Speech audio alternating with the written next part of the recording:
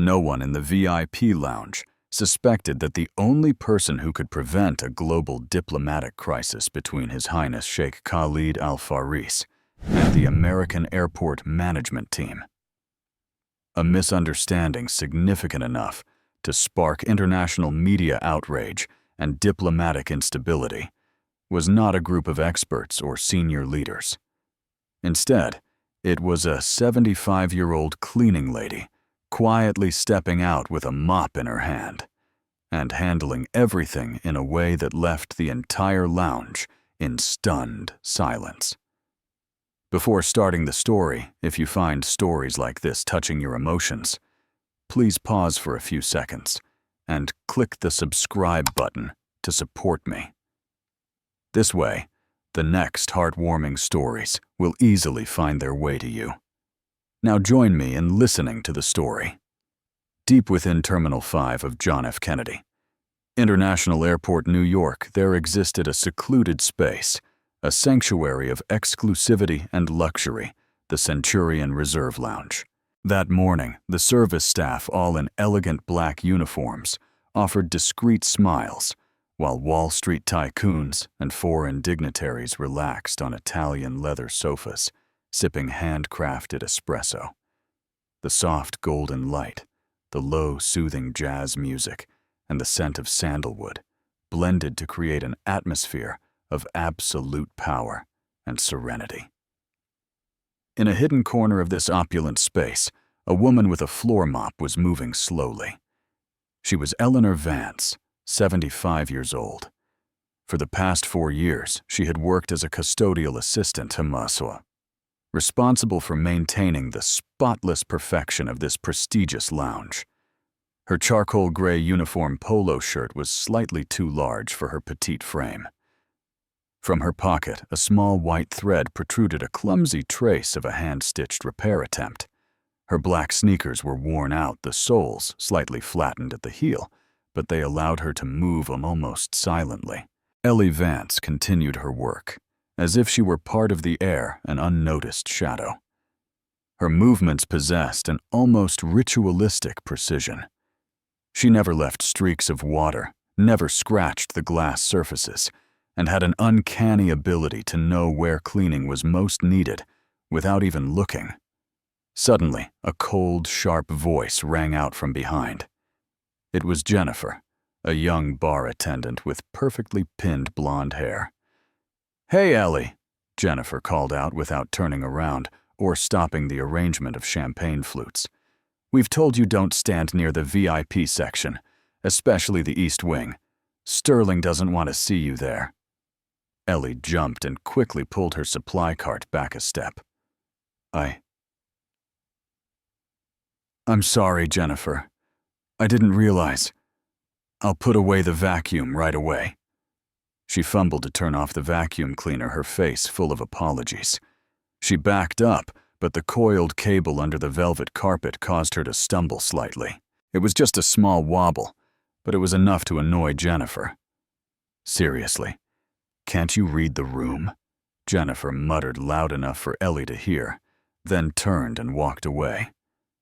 Ellie simply bowed her head slightly, her hand clutching the mop handle. In this space, her existence always seemed to be regarded as an inconvenience, a misfit.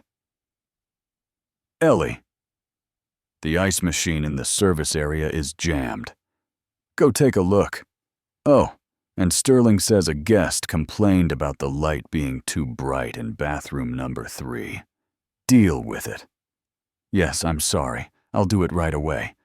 She repeated the commands, whispering to herself, then returned to her work. At noon, she quietly ate her homemade ham and cheese sandwich in a secluded corner of the staff break room. In this Centurion Reserve Lounge, no one called her by her full name, Eleanor Vance. Close to 2 o'clock in the afternoon, Trevor Sterling, the site manager, a man in his 30s with a perfectly tailored suit, but eyes that always revealed impatience, was giving orders to the staff. Trevor always believed his demeanor was more important than job performance. "The VIP guest, Mr. Harrington, will arrive at 2:30 p.m. Prepare a cold brew coffee and a glass of Perrier mineral water. Set them out in advance, but no staff member was free enough to do this attentively. You people are useless, Trevor grumbled under his breath, then began setting up the drinks himself. This table will do. He chose a small marble-topped table placed in a secondary area near the main walkway leading to the working area. This was a location all staff knew was accident-prone, easily causing guests to trip. But Trevor ignored the warning. If the guest has to wait, I'll lose points on this quarter's review. Just set it out there to get it over with, he muttered, placing the cold brew and the bottle of Perrier right on the edge of the table before quickly leaving to check his phone. A few minutes later, a wealthy businessman, a commodities trader from Chicago, walked in. He was carrying a heavy laptop bag. The moment he walked past that small table to set his bag down, smash! The cold brew spilled over. The expensive crocodile leather bag and the silk shirt sleeve of the businessman were stained a dark brown coffee color. "What the devil is this?" the angry guest shouted, turning to a nearby staff member. "Why are drinks placed in such a dangerous position?" The person who immediately appeared was Trevor Sterling. His face stiffened for a moment. He was the one who put it there. He knew it well. But the very next second, Trevor regained his false composure. "I sincerely apologize, sir. This is an unacceptable oversight." He turned to Jennifer, who was standing nearby. Which cleaning staff member was working in this area at that time? Everyone around murmured. Someone whispered, "It's Ellie Vance. She was mopping in that corner." Ellie, who was cleaning near the pantry area, was called over. The eyes of all the staff members focused on her. "Oh, I apologize. I was cleaning, but—" "Mr. Vance," Trevor interrupted in a cold voice. "Did you check the arrangement of items on the table before completing the area? Did you skip the final check?" Ellie opened her eyes wide, shaking her head lightly. "No, I didn't touch that table. I apologize. I don't know." "Not knowing is not enough, Mr. Vance." Trevor's voice deepened, full of authority. "The cost of dry cleaning and professional cleaning for the customer's bespoke suit and leather briefcase is around $900. That's a significant amount." He turned to the scowling guest. "We will cover all costs, sir, but professionally, this will be recorded as the personal error of the staff member in charge of the area." The surrounding staff, including Jennifer, silently lowered their gaze. Everyone knew Trevor had deliberately pushed the responsibility onto Ellie, but Ellie bowed her head down. She mumbled a nearly inaudible apology. "I apologize." Hearing that confession, the corner of Trevor's mouth twitched slightly, a small victory of arrogance. "Good. Just accept responsibility and learn from the experience." He turned and walked away, considering himself the maintainer of the lounge's standards. In that moment, Ellie's small, hunched back looked even smaller. She was accustomed to taking the blame for mistakes that weren't hers. Exactly 3 o'clock in the afternoon. An alarm signal sounded in the internal system, interrupting the jazz music. JFK's control tower had sent an urgent notification to the airport security network. "Emergency arrival. Code Crimson Gate. Immediate response deployment required." That was the code used only when Sheikh Khalid Al Faris, the crown prince of the Emirate of Al Jazeera, one of the wealthiest Gulf nations, and a vital strategic partner of the United States, was arriving in New York for an unscheduled diplomatic visit. Code Crimson Gate. When that word reached the staff room, the atmosphere became dense and tight as a drum. The lounge immediately plunged into absolute silence. Distracted staff members all straightened up and lowered their voices. One adjusted his tie, another quickly wiped an imaginary stain from his hand, and someone nervously dropped a pen. "Everyone to your posts." Trevor Sterling's voice rang out louder than usual. "VIP route security. Private room number 1. Prepared. Drinks. Fresh mint tea. Special coffee.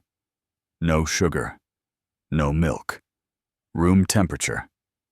72 degrees Fahrenheit. Arabic interpreter Carlos will arrive to assist. Expected arrival 3 o'clock, 04 minutes. The staff moved hurriedly. Everything was prepared at a frantic pace. They all understood this lounge was not just a service but a diplomatic focal point. But just as everything was about to be completed, a young staff member named Mike muttered, "Hey, where's Carlos the interpreter?" The staff looked at each other. No one saw Carlos. Trevor immediately pulled out his phone, making frantic calls. "Carlos, I can't reach Carlos. The phone number is unreachable. The text message is unanswered." A terrifying silence descended. "Damn it! The sheik is about to arrive, stuck in traffic, abandoned us. The reason doesn't matter. Not having an Arabic interpreter here now is a diplomatic disaster." This was an emergency situation potentially affecting oil negotiations, defense agreements, and the U.S.-Al Jazeera economic partnership. The reputation of the entire airport system and its reception service was at stake. The clock hand slowly advanced, each second feeling as if it were draining their confidence. Trevor Sterling closed his eyes, squeezing his forehead, trying to calm down. "What do we do now? Can anyone at all speak Arabic?" Just then, the automatic doors opened. The tension in the lounge soared. Sheikh Khalid Al-Faris, a middle-aged man with a dignified presence, wearing formal white traditional attire, surrounded by a team of security and black-suited aides, entered the lounge with an imposing gait. There was absolutely no interpreter. Trevor, frozen in fear, stepped forward. "Welcome to the Centurion Reserve, Your Highness," he tried to say in English, his voice trembling. But the sheikh did not even glance at him. A tall aide stepped forward, beginning to say something to Trevor in Arabic. His tone was fast, decisive, and authoritative. The staff all looked at each other confused, not understanding a single word. The aide repeated his words, emphasizing each one. Sheikh Khalid's eyebrows slightly furrowed, a clear sign of displeasure. "Does anyone know Arabic?" Trevor shouted in desperation. No one spoke up. Just then, the aide looked directly at Trevor and uttered a sentence in Arabic, his voice carrying a sarcastic undertone. Immediately after, Sheikh Khalid raised his hand, signaling everyone to stop. Only one meaning was clearly conveyed, even to those who did not understand the language. "This welcome is unacceptable." Trevor stood rigid, paralyzed. The other staff members could only bow their heads. It was a failure. If this response failed, it would not just be a service error. It could cause the United States to be perceived as a nation lacking respect and cultural understanding for its partner. Especially with this guest, even a slight displeasure from Sheikh Khalid could affect billions of dollars in investment and cooperation. In the lounge, the silence stretched endlessly. Trevor closed his eyes, feeling that everything had collapsed. "Excuse me," a small, weak voice rang out from somewhere. It was so soft that initially no one noticed. But then it repeated, this time slightly stronger. "Excuse me, I heard His Highness prefers fresh, hot mint tea and medjool dates after a long flight, is that correct?" The person who emerged from the corner of the kitchen was Eleanor Vance. She held a silver tray with both hands. On it was a fragrant cup of warm mint tea, along with a small plate of the highest quality medjool dates. Her face was tense and determined, but her voice was straightforward, clearly pronounced, and showed no tremor. "What are you doing, Vance? Stop immediately." Trevor's voice was choked with astonishment and anger. "Don't do things outside the scope of your job. You're cleaning staff. You are not allowed to stand in front of a royal guest." Trevor's face still maintained a professional smile, but his teeth were clenched. Ellie simply said softly, "I apologize." But at that very moment, the Sheikh's expression suddenly softened. He took the cup of tea from her hands, nodded slightly, then raised it to his lips and took a sip. One of the aides behind him, the one who had just spoken critically, looked slightly surprised and offered a faint smile. Sheikh Khalid gently nodded toward Ellie and said clearly in standard Arabic, "Shukran jazilan." Thank you very much. Hearing those words, Trevor was startled and tried to push forward. Yes, Your Highness, this is a special tea we found steeped for 10 minutes. But the Sheikh did not look at him. He continued to sip his tea calmly. Trevor became completely invisible. The Sheikh returned the empty cup. He smiled and said only one word in Arabic, "Nafis," exquisite. Without an interpreter, everyone in the room sensed the meaning. Ellie instinctively bowed slightly. She smiled humbly, her eyes slightly lowered, and prepared to step back. But then the Sheikh gently asked, "May I talk for a moment?" At this request, Ellie shrugged slightly, then replied in fluent Arabic, with an accent carrying the cadence of the Levant region. "Tafadal ya Sheikh, bil ta'kid, enta bekhair al-yom. Please, your Sheikh." Of course. Are you well today? For a few seconds, no one in the lounge understood what had just happened. But the next moment, the Sheikh burst into laughter. Trevor's eyebrow twitched violently. "Ah." Ellie and the Sheikh began chatting in quick, intimate Arabic, accompanied by hand gestures. Ellie smiled occasionally, nodding with a serious expression, as she listened, and sometimes shrugging or gesturing with her small hand, as if joking completely natural. A perfect dialogue was established, transcending mere interpretation, a connection between two people. Soon after, the chief aide quietly approached Trevor and spoke in English. "His Highness requests more time to speak with this woman." Trevor stammered, "But his connecting flight. Request a 15-minute delay for the flight. His Highness desires more time." The surrounding staff stood stunned. The sight of Ellie and Sheikh Khalid chatting intimately resembled the reunion of long-lost old friends. The Sheikh's laughter rang out, and once again, the word of thanks, shukran, was spoken with great respect. Ellie simply nodded gently, replying in Arabic, "Al-Sharaf li." The honor is mine. In that moment, the tense atmosphere of the Centurion Reserve Lounge seemed to vanish. The room became relaxed, as if enveloped by a warm breeze. Amidst this, only the site manager, Trevor Sterling, stood frozen. A forced smile plastered on his face, his eyes completely blank. "Who is that old cleaning woman?" the young staff members whispered in the corner of the room. That entire conversation was fluent Arabic. How can she be so familiar with the Sheikh? Mike took out his phone. "I'll try searching Eleanor Vance State Department." A few seconds later, an old article from an aviation magazine appeared on the screen, the velvet voice of diplomacy. Eleanor Vance returns.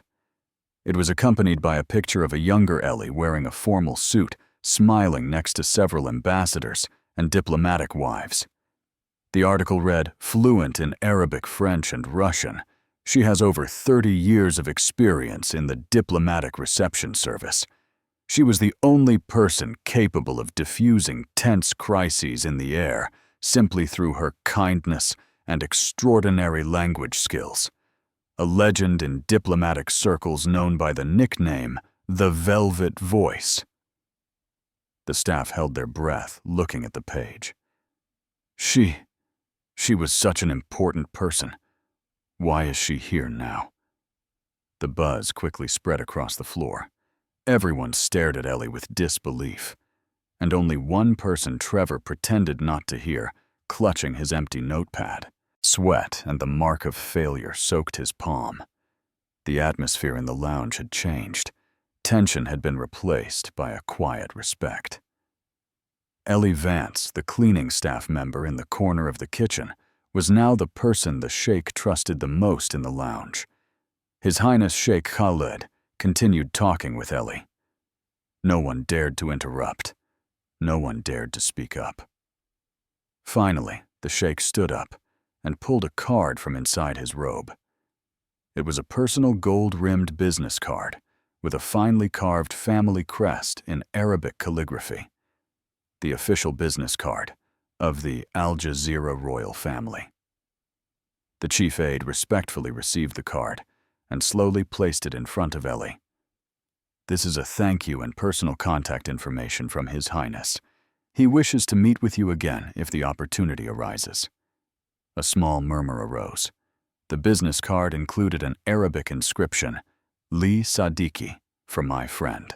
Ellie stared at the business card in surprise, then gently placed both hands on her chest and bowed deeply. It is a great honor. And at that moment the Sheikh turned, looked at the entire lounge staff team, and said in a loud, clear voice in English, "This woman is the embodiment of true hospitality. It is not about your suits or your titles, even when she is wearing a cleaning uniform." Trevor's face turned pale. His forced smile collapsed, and he stood still, clenching his fists without uttering a word. In the lounge, he presumed to control the woman he despised as useless had earned the trust of the royal family in mere minutes. He could do nothing. In the silence, the Sheikh gently nodded a farewell to Ellie once more and slowly walked toward the exit. Ellie bid him farewell formally, with the poise honed over decades of diplomacy. Not a single person in the Sheikh's entourage spoke to Trevor. After the Sheikh left, the lingering impact of the event remained. Someone whispered, "Amazing! I didn't realize Ellie Vance." They called her name, Ellie Vance. Previously, everyone only called her the old cleaning woman or the floor mopper. But now, her name rang out with all respect. "Ellie Vance, may I speak with you for a moment?" Mike, the young staff member, shyly asked. Ellie turned back in surprise, offering a gentle smile, while wiping her hands on the edge of her apron.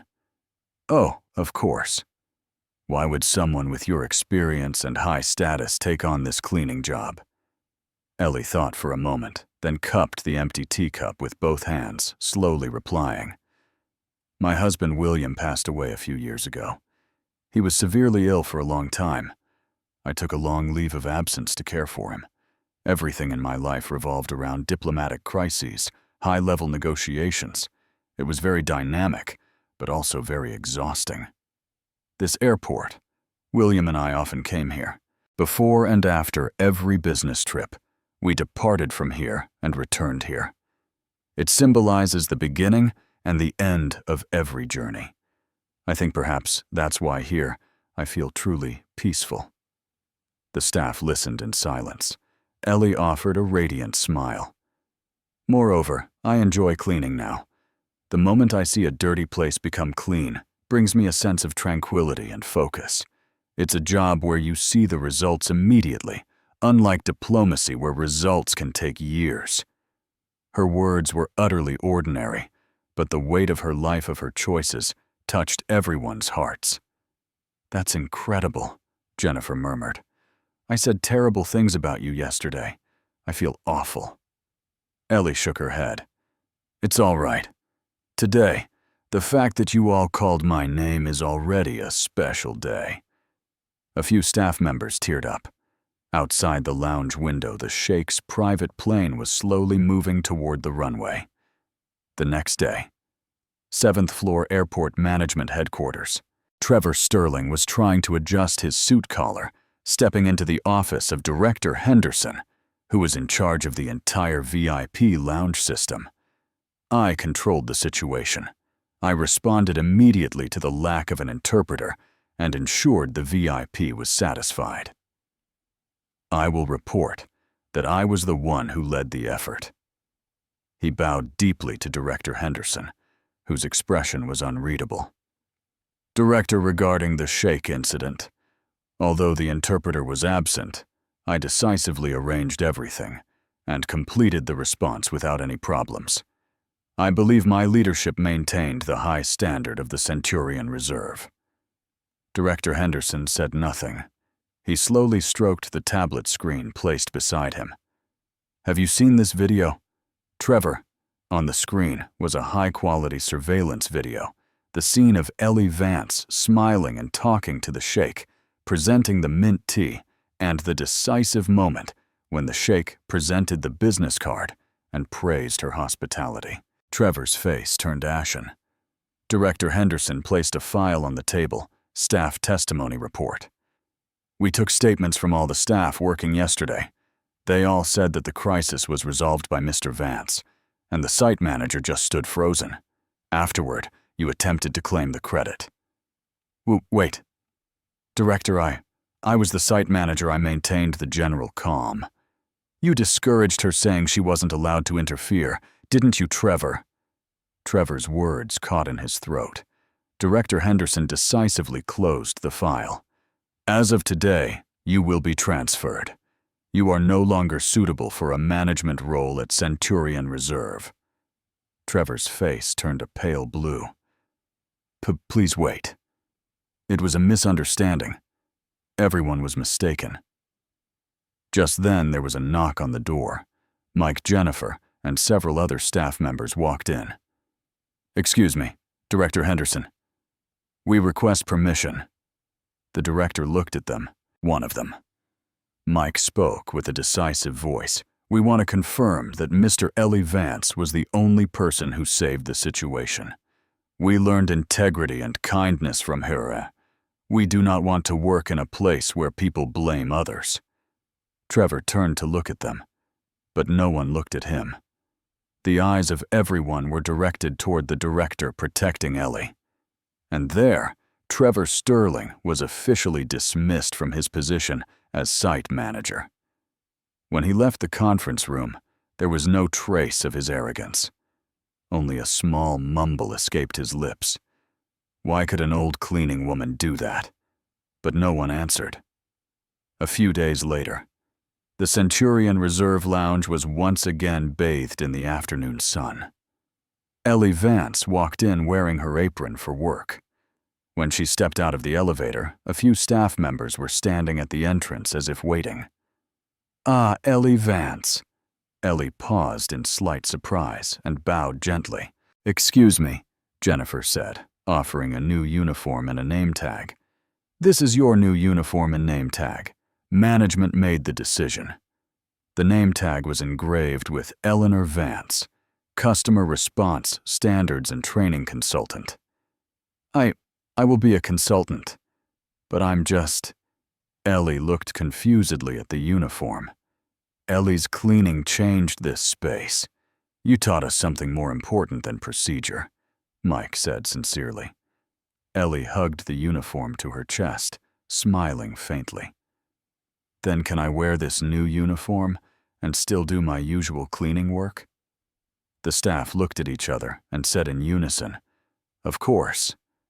That day, as Ellie still used her mop to clean the walkway area, the young staff members began to follow her. "What is it? What are you all doing?" Ellie laughed. "We are learning the lesson of stillness in motion from Ellie Vance." Laughter echoed throughout the lounge. The scene was familiar, but had undergone a profound change. Staff members passing by naturally bowed to Ellie. "Good morning, Consultant Vance." Everyone looked at her with complete respect. Her silent and proud work was finally recognized deservedly. The glorious sunset shone through the large windows of the JFK lounge. The golden light stretched across the wooden floor, forming a straight path.